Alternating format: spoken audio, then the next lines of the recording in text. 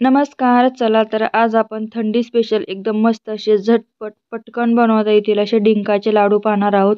त्याचबरोबर तुपाचा कसलाही वापर न करता आज आपण हे डिंकाचे लाडू एकदम वेगळी पद्धत वापर करणार आहोत. थंडीचे दिवस सुरू झाले की आपल्या शरीरामध्ये भरपूर सारा थकवा जाणवतो, तर तो थकवा दूर करण्यासाठीच ही आजची आपली लाडवाची रेसिपी आहे. चला तर मग सुरुवात करूया. तर बघा, सगळ्यांची पद्धत ना वेगवेगळी असते डिंकाचे लाडू करण्याची. कोणी हे खोबरं तळून घेतं किंवा भाजून घेतं तुपामध्ये, पण आज आपण तुपाचा वापर न करता ना खोबरं तळायची गरज आहे ना भाजायची गरज. तर 1 किलो खोबरं घेतले, त्याचे बारीक असे तुकडे तयार करून घेतलेत. आता एका दुसऱ्या ताटामध्ये मी 2 वाट्या बदाम घेतले, 2 वाट्या अक्रोड घेतलेत. एका वाटीमध्ये मी अर्धी वाटी पिस्ता आणि काजू मी थोडेसेच वापरणार आहे, 4 ते 5. कारण मला जास्त काजू आवडत नाही, त्यामुळे मी काजूचा वापर थोडासा कमी करणार आहे. तुम्हाला जर टाकायचे असेल काजू तर इथे 2 वाट्या काजू टाकू शकता. आणि वाटीमध्ये मी अर्धी वाटी डिंक घेतलाय.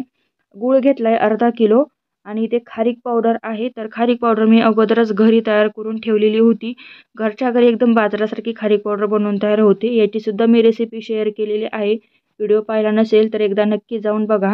आता जे खोबरं आहे ते मिक्सरच्या भांड्यामध्ये टाकून आपण याला एकदम असं बारीक फिरून घेणार आहोत. यामध्ये खोबऱ्याचे तुकडे कसलेही शिल्लक ठेवायचे नाही. तर बघा, एकदम असं बारीक हे खोबरं मी काढून घेतलेले. आणि एक एक करून असंच आपल्याला सगळं खोबरं मिक्सरमधून बारीक काढायचं आहे. तर बघा, एका ताटामध्ये सगळं खोबरं ओतून घेतलं. आता बदाम, अक्रोड, त्याचबरोबर पिस्ता आणि जे 4-5 काजू घेतलेत, ते देखील मिक्सरला आपण एक एक करून फिरून घेणार आहोत. सगळ्यात अगोदर बदाम टाकून फिरून घेतली. बदामाची पावडर यामध्ये घालून घ्यायची. त्यानंतर अक्रोड देखील यामध्ये टाकून घ्यायचे, जे मिक्सरला फिरून घेतले ते पण. आणि पिस्ता पण इथे मी टाकून घेत आहे. तर बघा, एक एक करून सगळं यामध्ये घालून घ्यायचं आहे. आणि खारीक पावडर पण यामध्ये मी टाकून घेतली आहे. खारीक पावडरला थोडंसं एकदा परत मिक्सरला मी फिरून घेतलंय. आणि जे आपण मगाशी डिंक घेतला होता, तो डिंक अगोदर तुपात तळून घ्यायचा आहे. तर थोडासा डिंक अगोदर तुपात टाकून घेतला आणि याला चांगला तळून घेतलाय. तर इथे मी थोडासा डार्क कलर काढलाय, कारण मला असाच डार्क कलर आवडतो. तर आता हा डिंक देखील मी मिक्सरला बारीक फिरून घेतलाय. बरेच जण डिंक डायरेक्ट तसा देखील टाकतात, पण मी तसा टाकत नाही, कारण खाताना तो दाताखाली येतो. त्यामुळे मी त्याला थोडंसं बारीक मिक्सरला करून यामध्ये टाकून घेतलं. आता गूळ घ्यायचा, जो मगाशी मी सर्वात अगोदर तुम्हाला दाखवला आहे. अर्धा किलो गूळ आहे. खारीक भरपूर सारी गोड आहे, त्यामुळे ते मी गूळ थोडासा कमी वापरलाय. तुम्हाला आणखीन थोडेसे जास्त गोड लाडू खायचे असतील तर 1 किलो गुळाचा वापर करू शकता. गूळ टाकायचा कढईमध्ये, त्यामध्ये कपभर पाणी टाकायचं आणि हा गूळ आपल्याला चांगला वितळून घ्यायचा, म्हणजे विरघळून घ्यायचा. पटकन विरघळला जातो.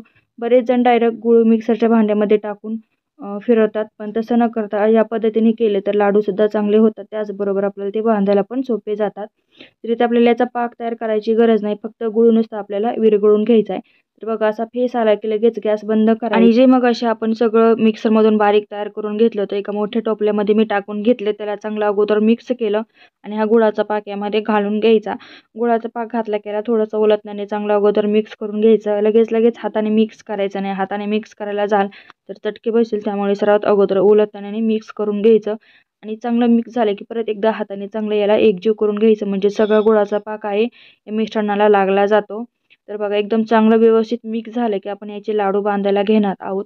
थंडीचे दिवस सुरू झाले की आपल्या शरीरामध्ये ना भरपूर सारे बदल पाहायला भेटतात, म्हणजेच कमजोरी जाणवते, थकवा, त्याचबरोबर बरेच जणांना गुडघेदुखी, सांधेदुखी आणि भरपूर सारे दुसरे देखील त्रास असतात. पण हे डिंकाचे लाडू खाल्ल्याने आपल्या शरीरामध्ये भरपूर सारे फायदे भेटतात.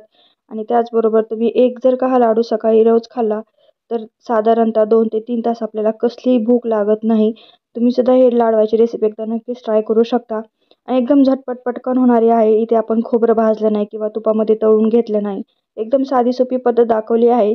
तर एक एक करून सगळे लाडू बांधून घेतले आहेत. तर पाहू शकता, एकदम मस्त असे पाहूनच तोंडाला पाणी सुटेल असे आपले डिंकाचे लाडू बनवून तयार आहेत. बरेच जण हे लाडू बनवता वेळेस ना उडीद डाळ, मेथी दाणे, त्याचबरोबर मुगाची डाळ देखील थोडीशी भाजून टाकतात. पण आपण इथे कुठलाही त्याचा वापर केलेला नाही. एकदम झटपट पटकन होणारे आपले ड्रायफ्रुट्सचे लाडू बनवून तयार आहेत. तुम्ही सुद्धा या थंडीमध्ये नक्कीच बनवू शकता. लहान मुलांना एकदा द्याल तर ते सुद्धा नक्कीच आवडीने खातील. व्हिडिओ जर आवडला असेल तर एक लाईक, सबस्क्राईब, शेअर करायला विसरू नका. धन्यवाद.